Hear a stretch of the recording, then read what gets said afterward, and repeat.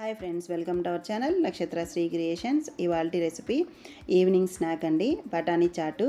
ఈ బఠానీ చాట్ అంటే ఇష్టపడిన వాళ్ళు ఎవరుంటారు చెప్పండి. పిల్లల దగ్గర నుంచి పెద్దవాళ్ళ వరకు అందరూ ఇష్టంగా తినే ఈ బఠానీ చాట్ని సింపుల్, ఈజీ అండ్ టేస్టీగా ఇంట్లో ఎలా తయారు చేసుకోవాలో చూద్దాము. ఫస్ట్ అయితే ఈ తెల్ల బఠానీని మనం తీసుకొని రాత్రంతా నానబెట్టుకోవాలి. లేదు అనుకున్నట్టయితే 7 to 8 hours కంపల్సరీ నానబెట్టుకోవాలి. ఇలా నానబెట్టుకున్న బఠానీని కుక్కర్లో వేసుకొని ఒక 3-4 విజిల్స్ వచ్చే వరకు బాగా ఉడికించుకోవాలి.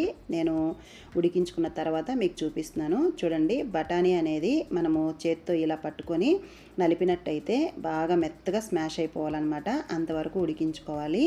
అప్పుడే మనకు బఠానీ చాట్ అనేది మంచి టేస్ట్ వస్తుంది. తర్వాత ఇలా చల్లారిన తర్వాత ఒక మిక్సీ జార్ తీసుకొని మిక్సీ జార్లోకి ఈ బఠానీని అంతటిని కూడా వేసుకోవాలి. కొద్దిగా బఠానీని సపరేట్గా పక్కన ఉంచుకోవాలి. ఇందులో ఉన్న వాటర్ని ఏమీ పడేయాల్సిన అవసరం లేదు, మనం చాట్లో యూజ్ చేసుకుంటాము. చూడండి, నేను కుక్కర్లో కొద్దిగా బఠానీని పక్కన ఉంచాను.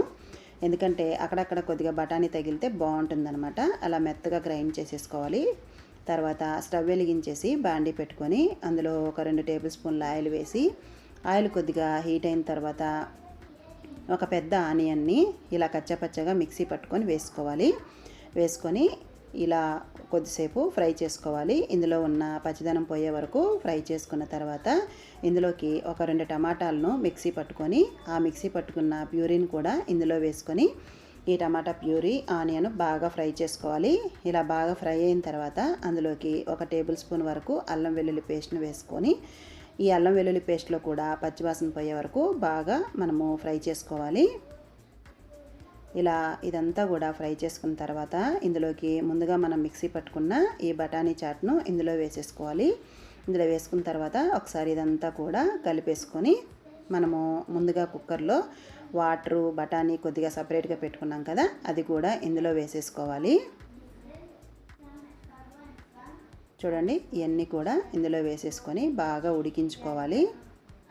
ఇలా ఒకసారి కలిపేసుకొని ఈ బఠానీ చాటు కొద్దిసేపు ఉడికిన తర్వాత ఇందులోకి ఒక 1 టేబుల్ స్పూన్ వరకు వేయించి పొడి చేసుకున్న జీలకర్ర పొడి, ఒక 1/2 టేబుల్ స్పూను పసుపు పొడి, ఒక టేబుల్ స్పూను కారము, ఒక టేబుల్ స్పూను ధనియాల పొడి, రుచికి సరిపడినంత ఉప్పు, ఇందులోకి ఒక 1 టేబుల్ స్పూన్ వరకు చాట్ మసాలా వేసుకోవాలి. ఇవన్నీ వేసుకొని బాగా కలపాలన్నమాట. చాట్లో ఇవన్నీ కూడా బాగా మిక్స్ అయ్యే వరకు బాగా కలిపి ఉడికించుకోవాలి. ఈ చాటు ఈ విధంగా ఒకసారి ట్రై చేయండి, చాలా టేస్టీగా ఉంటుంది, సింపుల్గా అయిపోతుంది. ఇది మనం బఠానీ చాట్ అనేది మరీ గట్టిగా ఉండకూడదు, మరీ పలచగా కూడా ఉండకూడదు.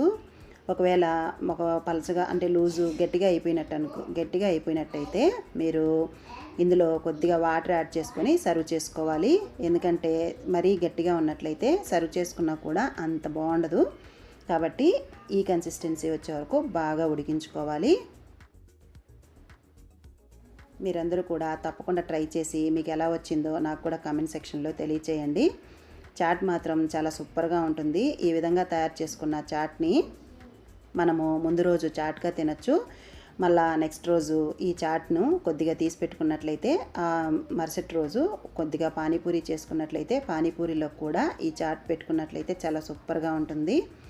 చూడండి, ఈ విధంగా కన్సిస్టెన్సీ వచ్చిన తర్వాత స్టవ్ ఆఫ్ చేసుకొని మనము ఈ బఠానీ చాట్ని కొద్దిగా వేడివేడిగా సర్వ్ చేసుకుంటేనే చాలా టేస్టీగా ఉంటుంది.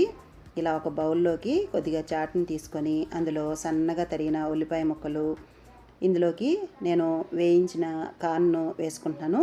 కార్న్ఫ్లేక్స్ ఉంటాయి కదా, అవి మీరు సన్నగా ఉన్న సేవ్ని కూడా వేసుకోవచ్చు, మిక్చర్ని కూడా వేసుకోవచ్చు, బాగుంటుంది. ఇందులోకి సన్నగా తరిగిన కొత్తిమీరను కూడా వేసుకొని ఫైనల్గా నిమ్మరసం తీసుకొని మనము సర్వ్ చేసేసుకోవాలి. చాలా అంటే చాలా టేస్టీగా ఉంటుందండి. పిల్లల దగ్గర నుంచి పెద్దవాళ్ళ వరకు అందరూ ఇష్టంగా తింటారు. టేస్ట్ మాత్రం సూపర్గా ఉంటుంది. ఒకవేళ లేట్గా తింటారనుకున్నట్లయితే కొద్దిగా చాట్ అనేది గట్టిగా అయినట్లయితే మనకు కొద్దిగా వాటర్ వేసుకొని మళ్ళీ ఒకసారి ఉడికించుకుంటే సరిపోతుంది. తప్పకుండా ట్రై చేయండి. మీకు ఎలా వచ్చిందో నాకు కూడా ఫీడ్బ్యాక్ తెలియచేయండి. Thank you for watching.